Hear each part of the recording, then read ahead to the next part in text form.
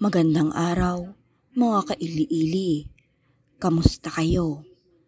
Share ko lang ang hindi ko malilimutang experience. Way back January 2021 noon, nang mabuntis ko ang asawa ko. Hindi pa tanggap ng magulang ko ang asawa ko dahil may anak na ito sa iba. So, we decided na magtanan na lang. 2 buwang buntis ang asawa ko noon. Hindi talaga namin alam kung saan kami titira. Kinausap ko ang tiyuhin ko na kapatid ng tatay ko. Siya kasi ang kakampi ko sa lahat at naiintindihan niya ako. Pinatira niya kami sa bahay nila sa Rizal. Medyo masukal doon, pero ayos naman kasi may mga kapitbahay naman doon pero malalayo ang agwat. Okay naman ang unang buwan namin doon ng asawa ko. Doon sa bahay na iyon ay medyo malawak siya. Tapos yung likod niya is nasa labas talaga at puro damo na maliliit na walang bubong, tapos mga ilang dipa ay nandoon na ang CR. Yung haligi sa likod ay yero lamang.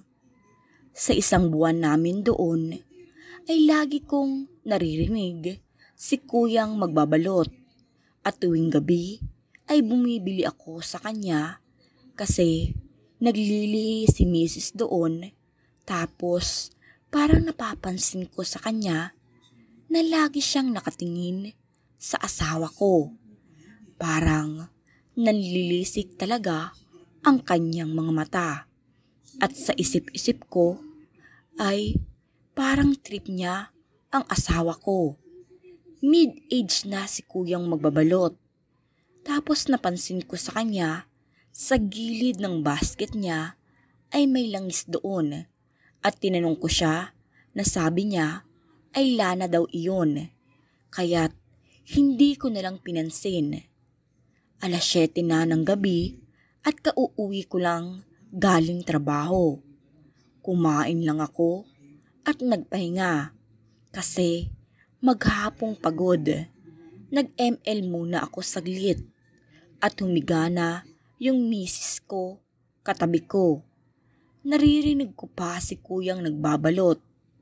Hindi muna ako bumali kasi wala akong pera. Kumakatok na siya sa pinto.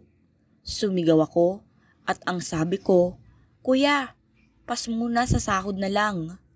Makalipas ang ilang oras, mga 11:30 na ng gabi, at doon ay tinigil ko na ang paglalaro ko ng mobile games. Umiinda ng sakit ng tiyan yung asawa ko. May naririnig akong kaluskos sa gawing harapan ng bahay. Sumilip ako sa siwang ng pinto at anak ng pating, si kuyang nagbabalot ay nagpapalit anyo. Grabe, sobrang takot ko. Kumuha agad ako ng kutsilyo, bawang at asin. Ilang minuto lang ay narinig ko yung pagaspas ng pakpak patungo doon sa likod bahay. Yung haligi nung yero lang at pinatabi ko yung misis ko. "Dito ka lang, sa tabi ko, may aswang." Totoo, as in parang sa pelikula ko lang napapanood. Pero nangyayari na sa amin. May umaatungal sa likod bahay. Siya na ngayon, papalapit sa pinto. Maririnig mo talaga. Sinabit ko yung bawang sa pinto, tapos nawala na yung ingay. Sabi ng misis ko ay nawala na ata siya, lab. Natatakot ako. Hindi ako makapagsalita sa takot at hawak-hawak ko ang kutsilyo at asin. Mga ilang minuto ay sumigaw ako, "Sa ngalan ni Jesus, lumayas ka! Huwag ang anak ko! Lumayas ka! Lord God, tulungan niyo po kami." Pinatabi ko ang asawa ko sa gilid. Pinahawak ko sa kanya yung garapon ng asin at sinilip ko yung paligid. Wala na. Wala na siya. At pinakalma ko yung sarili ko at ang asawa ko ay nawala na din yung kirot ng tiyan niya. Nagdasal kami noong mga oras na iyon. Hanggang mag-umaga ay hindi na kami nakatulog.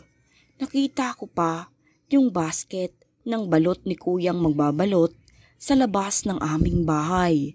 At napapaisip ako kung anong nangyari sa kanya.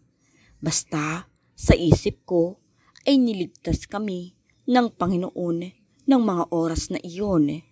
Ilang buwan na din ay napagpasyahan namin na lumipat na ng bahay sa matao na, yung dikit-dikit na bahay na. Kaya simula noon ay natutroma na ako sa mga nagbabalot at naaalala ko yung nangyari sa amin ng gabing iyon. Kayo mga kaili-ili, nakaranas na din ba kayo ng ganitong pangyayari? Sana ay malaman ko din ang inyong mga kwento. Maraming salamat sa inyong pakikinig.